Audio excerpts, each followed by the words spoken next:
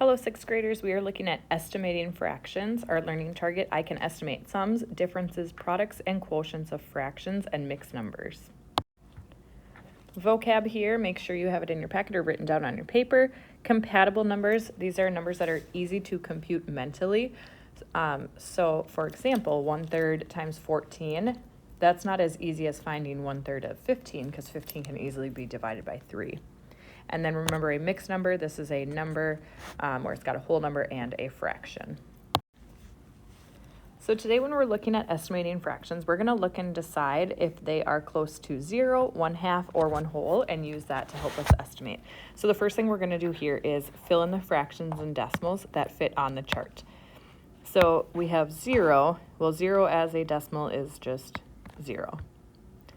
1/2 as a decimal is 0.5, and 1 whole as a decimal would be 1. Now the fractions in between 0 and 1/2, that would be 1/4, which that is a decimal is 0.25, and then between 1/2 and 1 would be 3/4, which is 0.75. So then we can use those numbers to help us with our estimating. So again, we're going to look at these fractions and decide if they're closer to 0, 1/2, or 1 whole, and then we can kind of use that to help us figure out what our estimating would be. So place the following fractions into the boxes that they belong to. So starting with 12/13. Well, that's really close to 1 whole because 12 is almost all of 13. So I'm going to put that in the box. That would get rounded up to 1. 1/3. Well, half of 3 is 1.5, so I would say that that's somewhere kind of in here, which if it falls in that middle box, it's going to estimate to 1/2. 4/5, that's almost a full amount again, so I'm going to put it in the box here. So anything that would fall in this box, less than 1/4, we're going to kind of round it down to 0. Anything in between this area would be rounded to 1/2, and then anything in that last box we would round up to 1. Next one here, we have same thing. We're going to put these fractions into each of their boxes. So for 5/6, I am going to round that, or that's pretty close to 1, so I'm going to put that here, which would round up to 1 whole. 2/9. Well, half of 9 is 4.5, and that's less than that. I'm going to put that down here. Okay, it's a pretty small amount. 5/8, well, half of 8 is 4, and 5 is pretty close to that. So I would put that in this box, which means that it would round or estimate to 1/2. So I want you to pause here doing the same thing. Put all of these fractions into their correct boxes. Pause. Try it on your own, and then resume the video to check and see if you have it correct. Okay, so you should have tried it on your own. I went through here and kind of filled in where I think they would fall. You might have a few that are a little different than mine, so like 4/6, you might have put in that the same spot as I have it, but then 2/3, well, 2 is really close to 3, so you might have put that in the box up here.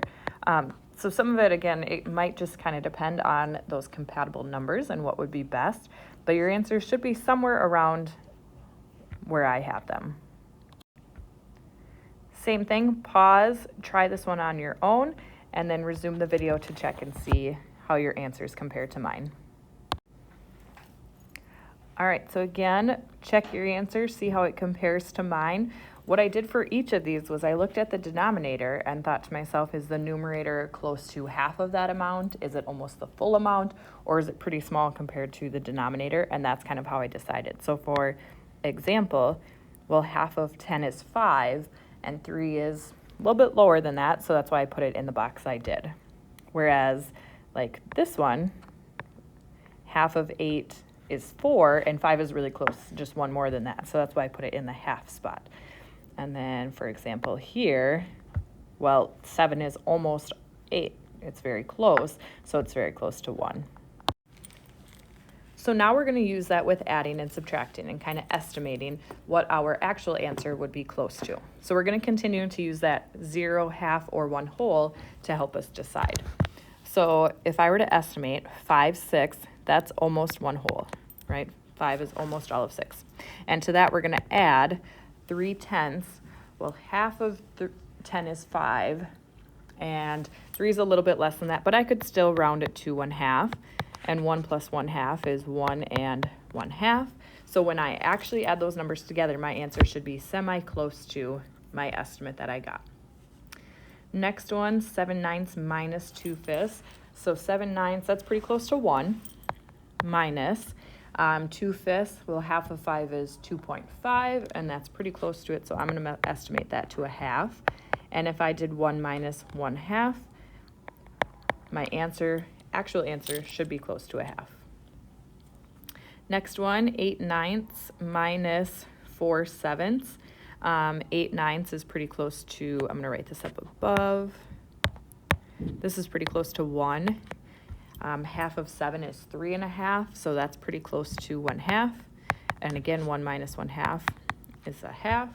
So when I actually solve that answer, it should be close to 1/2. So again, we're just using estimates to help us check and see what our answer should be close to, so we can see if they are reasonable.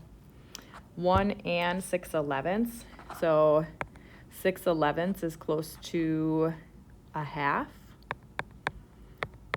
And then 4 and 2/7. Well, half of 7 is 3.5. I'm going to just round that down to 4. So my answer should be 5.5. If you had rounded this up to 4 and 1/2, then you would say your estimate is 6. So again, your estimate might be a little bit different, but they should still be pretty close to everybody else's. So now estimating using compatible numbers. Again, those are the numbers that are nice to work with. They multiply or divide nicely together. So for this one, well, this is times 4, and I'm going to round that down to 2, because doing 2 times 4 is a lot easier than multiplying maybe 2.5 by 4. So 2 times 4 is 8, so my final answer when I solve this problem should be close to 8. Now looking at the next one, again, I'm dividing here. So thinking about compatible numbers that are nice to divide, would be if I were to round this down to 6, because it is pretty close to 6.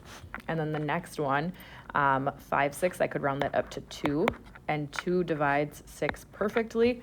So then that is compatible numbers, and my estimate is 3. So when I actually solve this answer, it should be somewhere around 3.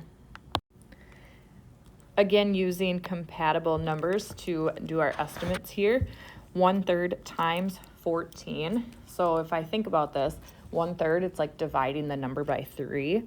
Well, 14 doesn't divide by 3 evenly, but I know that 15 does. So if I round that up to 15, I can say, okay, well, if I divide 15 by 3, that's 5. So my answer from here should be somewhere around 5. So just by rounding it up that little bit, it's going to divide evenly. The next one here, 9 and 7/8 divided by 4. So again, thinking about compatible numbers. This one's not quite as nice, but I could round this up to 10, and then make that an even 4, which those divided would be 2.5.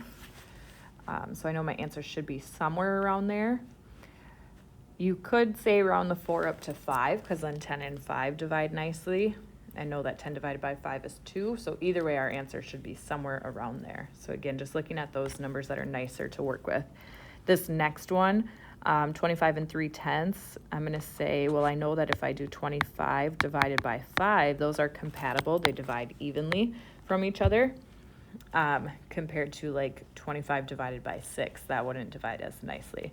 So finding those compatible numbers to help us with our estimate. That's our lesson on estimating. Rewatch anything that you need to. Make sure you have your notes for the next day.